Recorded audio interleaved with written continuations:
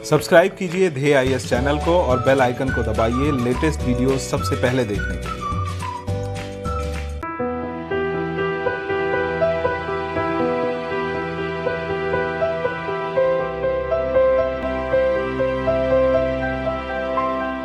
नमस्कार, मैं सुनील वर्मा ध्येय आईएएस टीम की ओर से आपका स्वागत करता हूं ध्येय टीवी पर। हम बात करेंगे डेली करंट अफेयर्स के अपने प्रोग्राम पर, जैसा कि हम प्रतिदिन करते आए हैं। आज के वीडियो में मैं दो टॉपिक डिस्कस कर रहा हूं। पहला जो टॉपिक है, इसमें हम बात करेंगे जम्मू कश्मीर के संदर्भ में लाए गए नए भूमि कानून पर। समझने का प्रयास करेंगे कि जम्मू कश्मीर के भूमि कानून में कौन कौन से परिवर्तन किए गए हैं, इसमें क्या क्या नया जोड़ा गया है और साथ ही साथ इसके जो प्रावधान है उसके क्या क्या मायने निकलते हैं। ये जो टॉपिक है आपके लिए काफी महत्वपूर्ण हो सकता है। वहीं जो दूसरी खबर है उसमें हम बात करेंगे नाइट्रस ऑक्साइड के उत्सर्जन में वृद्धि पर और समझने का प्रयास करेंगे कि नाइट्रस ऑक्साइड के उत्सर्जन में वृद्धि क्यों पर्यावरण के लिए काफी चिंताजनक है। आइए इन्हीं दोनों खबरों पर बात करते हैं। सबसे पहले हम बात करेंगे जम्मू कश्मीर के नए भूमि कानून पर। समझने का प्रयास करते हैं कि आखिर ये जो भूमि कानून है ये पुराने कानूनों से कैसे भिन्न है, क्या क्या नया किया गया है। थोड़ा सा बैकग्राउंड से इसको देखेंगे जिससे टॉपिक पर हमारा कॉन्सेप्ट ज़्यादा क्लियर हो सके। 1947 में भारत पाकिस्तान विभाजन के समय जम्मू कश्मीर के राजा हरि सिंह यहाँ की रियासत के सर्वा थे। पाकिस्तान के द्वारा जब आक्रमण किया गया तब हरि सिंह ने जम्मू कश्मीर के भारत में विलय करने का निर्णय लिया। लेकिन जब विलय करने का इन्होंने निर्णय लिया या जब यह निर्णय ले रहे थे तो इनके सामने एक चिंता थी। चिंता यह थी कि जम्मू कश्मीर की जो अपनी एक पहचान है, उसकी एक स्वायत्तता है, उसकी एक संस्कृति है, उसमें कोई बड़ा परिवर्तन ना कर दे। इसी के कारण जम्मू कश्मीर की पहचान और स्वायत्तता को बनाए रखने के लिए 17 अक्टूबर 1949 को अनुच्छेद 370 को संविधान का हिस्सा बनाया गया और अनुच्छेद 370 के तहत जम्मू कश्मीर की पहचान और स्वायत्तता से संबंधित कई प्रकार की छूट दी गई। अर्थात अन्य राज्यों के तुलना में जम्मू कश्मीर की जो पहचान थी वो काफी अलग थी। कारण था अनुच्छेद 370। लेकिन अनुच्छेद 370 को जो संविधान का हिस्सा बनाया गया, इसे एक अस्थायी प्रावधान के रूप में हिस्सा बनाया गया था। अर्थात अस्थायी प्रावधान इस वजह से कि जब तक इस राज्य का जुड़ाव अन्य राज्यों की तरह से नहीं हो जाता, जब तक यहाँ के लोगों का डर और भय खत्म नहीं हो जाता, जब तक ये पूरी तरह से घुल मिल नहीं जाते, तभी तक अनुच्छेद 370 के जो प्रावधान है वह लागू रहे। लेकिन जैसे ही यह पूरी प्रक्रिया होती है, अर्थात जो जम्मू कश्मीर के लोग हैं उनका जुड़ा, उनकी जो डर है वो जब खत्म हो जाए तो अनुच्छेद 370 को हम हटा सकते हैं। इसी के कारण इसको एक अस्थायी प्रावधान के रूप में शामिल किया गया था। अनुच्छेद 370 के प्रावधानों के अनुसार ही जम्मू कश्मीर को अनेक प्रकार की स्वायत्तता दी गई थी। जैसा कि आपने पढ़ा होगा कि जब तक हमने अनुच्छेद 370 को निष्प्रभावी नहीं कर दिया तब तक उसको कई प्रकार की स्वायत्तता दी गई थी। अर्थात वहाँ की जो राज्य की विधायिका थी या वहाँ का जो पूरा संरचना था वह काफी अलग थी अन्य राज्यों की तुलना में। ठीक इसी तरह से यहाँ का अलग झंडा और इसकी पहचान को भी हम लोगों ने स्वीकार किया था। और इसी के तहत हमने एक प्रावधान क्या किया अनुच्छेद 370 के तहत, और एक प्रावधान हमने अनुच्छेद 370 के विस्तार के रूप में अनुच्छेद 35A के माध्यम से किया। तो अनुच्छेद 35A जो प्रावधान ये किया गया था, यह जो प्रावधान था जम्मू कश्मीर संविधान सभा की सिफारिश पर वर्ष 1954 में राष्ट्रपति के एक आदेश के माध्यम से इसको लागू किया गया था। अर्थात अनुच्छेद 35A के जो प्रावधान थे वो राष्ट्रपति के आदेश के माध्यम से लागू किए गए थे, उनको शामिल किया गया था। अनुच्छेद 35A जम्मू कश्मीर की विधायिका को राज्य के स्थायी निवासियों और उनके विशेषाधिकारों को परिभाषित करने का अधिकार देता है। अर्थात यह अनुच्छेद 35 यह यहाँ की विधायिका को अधिकार देता है कि वह बताए कि यहाँ के स्थायी निवासी कौन है, उनको कौन कौन से अधिकार प्राप्त हैं जो कि अन्य राज्यों के लोगों को प्राप्त नहीं हो सकते थे। ठीक इसी तरह यहाँ पर कौन व्यक्ति किस प्रकार की संपत्ति खरीद सकता था, उसको स्थायी निवास का प्रमाण पत्र किस आधार पर मिलेगा, और साथ ही साथ स्थायी निवासी अन्य निवासियों से कैसे अलग होंगे, स्थायी निवास का जो प्रमाण पत्र है वह किसी व्यक्ति से कैसे लिया जा सकता है, अर्थात कैसे एक स्थायी व्यक्ति और स्थायी व्यक्ति के रूप में कन्वर्ट हो सकता है। ये सभी चीजों की जो अधिकार दिए गए, यहाँ की विधायिका को दिए गए। यह जो अनुच्छेद है, यह अनुच्छेद जम्मू कश्मीर में अन्य राज्य के निवासियों को कार्य करने या संपत्ति के स्वामित्व की अनुमति नहीं देता था। अर्थात यहाँ पर कई प्रकार के जो स्थायी कार्य होते हैं वहाँ पर इसमें सिर्फ और सिर्फ राज्य के निवासियों को अनुमति थी, और साथ ही साथ संपत्ति के स्वामित्व की अनुमति बाहर के लोगों को नहीं थी। अर्थात अगर आप 2 साल 3 साल पहले जाकर वहाँ पर चाहते कि आप कोई बहुत बड़ा सा जो है कि कोई एरिया खरीद लें तो आप ऐसा नहीं कर सकते थे। आप वहां पे अपने हिसाब से फैक्ट्री नहीं लगा सकते थे, उसके लिए जमीन नहीं खरीद सकते थे। क्यों नहीं खरीद सकते थे? इसके लिए प्रावधान अनुच्छेद 35A के तहत ये जो अधिकार प्राप्त थे, ये सभी चीजों के लिए नियम बनाने का अधिकार वहां की विधायिका को दिया गया था। दरअसल यह जो अनुच्छेद है 35A, इस अनुच्छेद का मूल उद्देश्य यहाँ के लोगों और यहाँ के संसाधनों का संरक्षण करना था। लोगों और संसाधनों का संरक्षण तभी हो सकता था जब यहाँ की विधायिका यहाँ डिसाइड कर सके कि कौन सा व्यक्ति किस प्रकार के संसाधनों पर किस प्रकार का स्वामित्व रख सकता। और एक उद्देश्य इसका यह भी था कि जो यहाँ की जनसांख्यिकी संरचना है, डेमोग्राफिक स्ट्रक्चर है, उसमें परिवर्तन ना आ जाए। अर्थात ऐसा ना हो कि बाहर के लोग आकर यहाँ पर ज्यादा बस जाएं और उसके वजह से यहाँ का जो डेमोग्राफिक स्ट्रक्चर है वह परिवर्तन हो जाए। इस अनुच्छेद की वजह से बाहर के लोगों को यहाँ स्थायी रूप से बसने, अचल संपत्ति खरीदने और राज्य प्रायोजित जो छात्रवृत्ति योजनाएं थी उनका लाभ प्राप्त करने का अधिकार नहीं था। ये सभी जो अधिकार दिए गए थे राज्य के निवासियों को दिए गए। अनुच्छेद 370 के संदर्भ में लंबे समय से भारत के एक बड़े वर्ग की यह मांग थी कि इसे समाप्त कर दिया जाना चाहिए, क्योंकि उनका कहना था कि इस स्वायत्तता से, अर्थात अनुच्छेद 370 और 35A के तहत दी गई स्वायत्तता से यहाँ के लोगों को कोई लाभ नहीं मिला, बल्कि यहाँ इसके वजह से यहाँ पर उग्रवाद और हिंसा को बढ़ावा मिला, यहाँ पर अलगाववाद को बढ़ावा मिला। और कई लोग इस बात की भी चिंता कर रहे थे कि यह जो अनुच्छेद 370 और 35A के जो प्रावधान है, इसके वजह से कई प्रकार की आंतरिक सुरक्षा संबंधी चुनौतियां उत्पन्न होती हैं।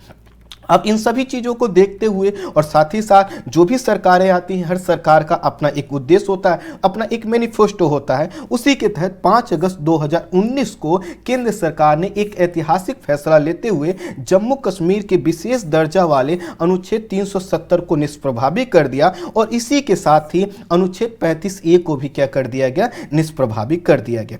अब प्रश्न आया कि आखिर अनुच्छेद 370 को जब हमने निष्प्रभावी कर दिया है तो क्या क्या बदल गया? तो बदला ये कि लद्दाख और जम्मू कश्मीर को अलग अलग केंद्र शासित प्रदेश बना दिया गया।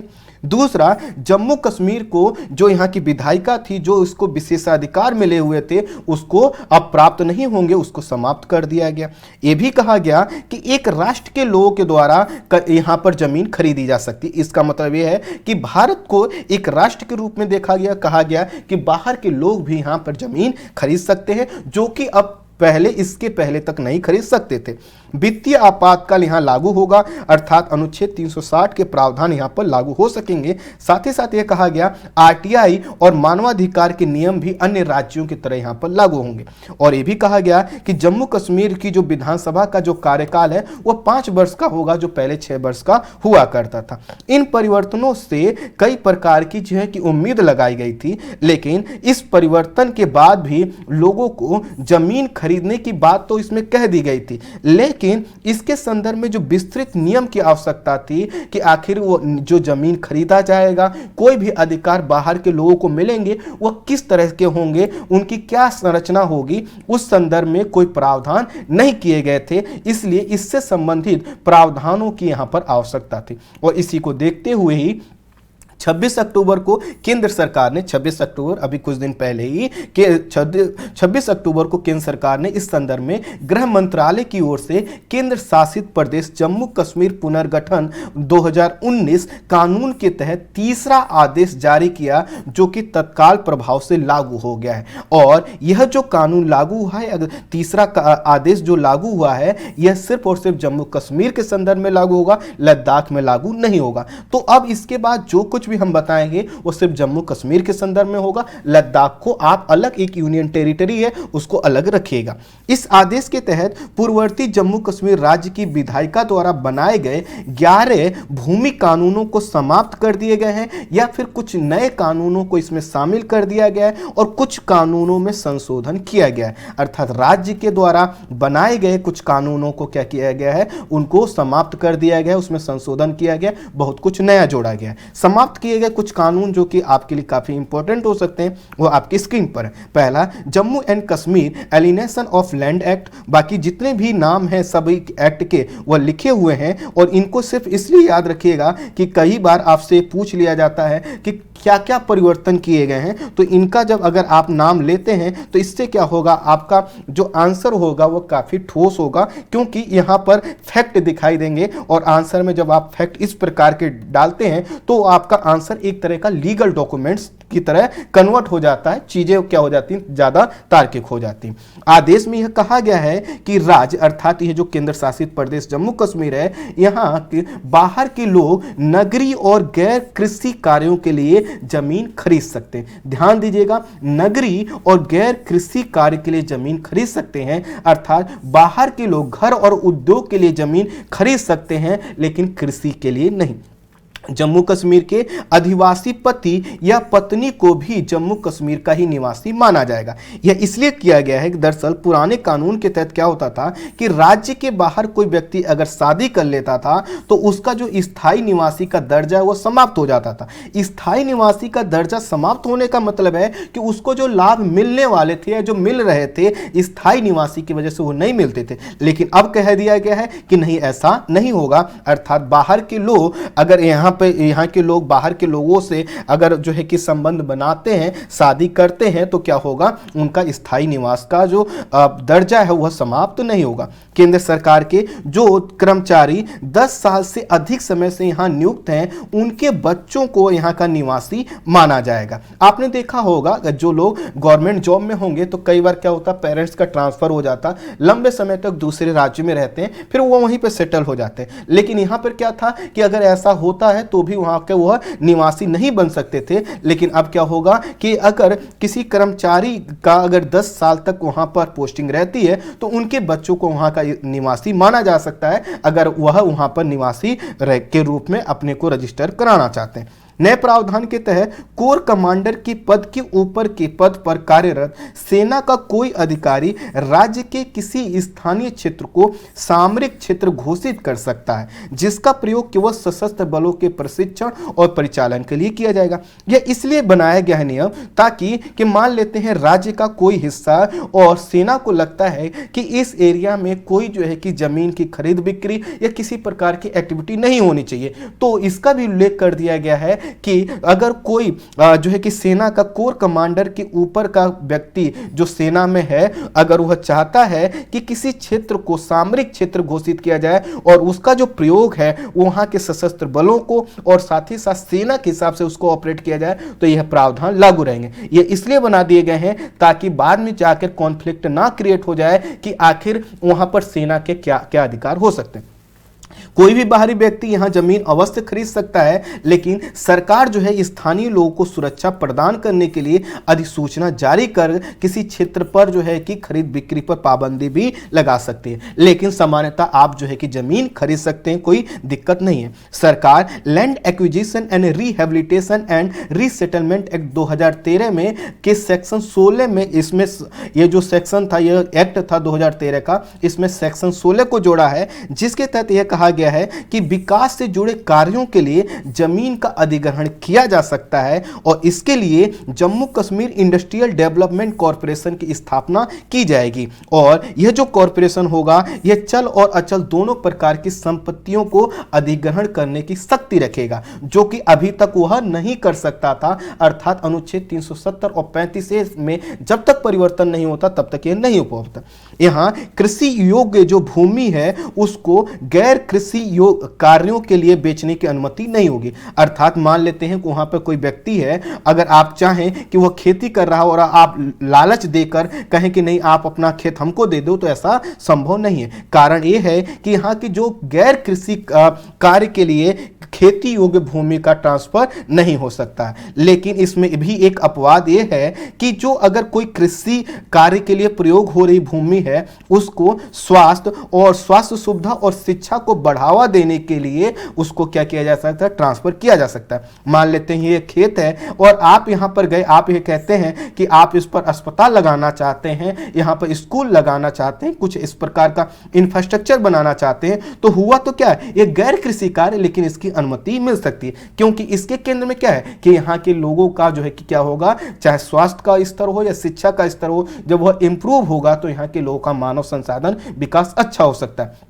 यह जो जमीन हस्तांतरण है, अर्थात जो कृषि कार्य के लिए जो भूमि प्रयोग हो रही है, अगर वह गैर कृषि कार्य के तहत स्वास्थ्य और शिक्षा के तहत किसी को हस्तांतरित की जाती है, तो यह जो हस्तांतरण है यह किसी संस्था को हो सकता है, किसी ट्रस्ट को हो सकता है, किसी कंपनी को हो सकता है और सरकार को किया जा सकता है। अर्थात यह जिसका खेत है वह किसी व्यक्ति, किसी संस्था, किसी ट्रस्ट, किसी कंपनी को इस कार्य के लिए जो जमीन है, कृषि योग्य भूमि, उसको ट्रांसफर कर सकता है। शर्त यह है कि इसका जो उपयोग है वह सार्वजनिक हित के लिए होना चाहिए। अर्थात ऐसा ना हो कि किसी ने कहा कि हम क्या करेंगे, यहाँ पे स्कूल बनाएंगे और फिर कहे नहीं स्कूल में बच्चे अलाउड नहीं है, तो ऐसा नहीं हो सकता। यह जो भी यहाँ पर कार्य होंगे उसके केंद्र में होगा सार्वजनिक हित का होना चाहिए। इसमें यह भी प्रावधान किया गया है कि खेती से जुड़े जमीन को बेचने या ट्रांसफर करने के लिए केंद्र सरकार की अनुमति लेनी होगी। केंद्र सरकार का मतलब है उनके जो है अधिकारियों से अनुमति लेनी होगी। खेती वाली जो जमीन को